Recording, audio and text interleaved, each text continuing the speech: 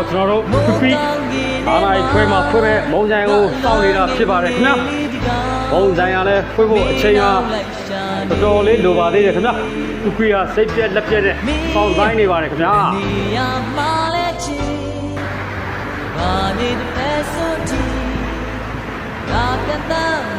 โอเคခင်ဗျာဒီဆိုရင်တော့ပြပြတယောက်တည်းစောင့်ရတာအားငယ်မှာကြောက်လို့ကျွန်တော်တို့သားသားနှစ်ယောက်လုံးမုတ်တယ်ကိုစောင့်နေပါခင်ဗျာဒီဆိုရင်လည်းအချိန်က9 နာရီခွဲပြိုင်ခင်ဗျာကျွန်တော်တို့တပြေးနဲ့နီးကပ်လာပါခင်ဗျာ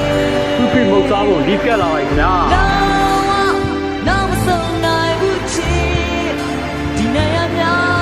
အခုဆိုရင်တော့ကျွန်တော်တို့မုတ်သားလို့ရပါခင်ဗျာအောင်မြင်သွားတဲ့မုတ်ထုတ်ကိုကျွန်တော်ဘောက်ပြပြကိုကြည့်အောင်မယ်ခင်ဗျာဟုတ်ကဲ့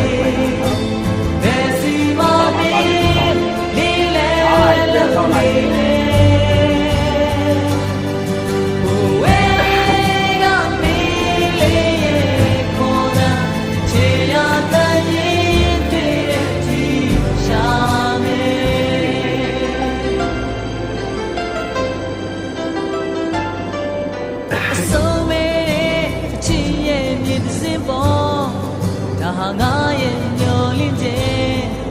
ဟိုစီစဉ်ရ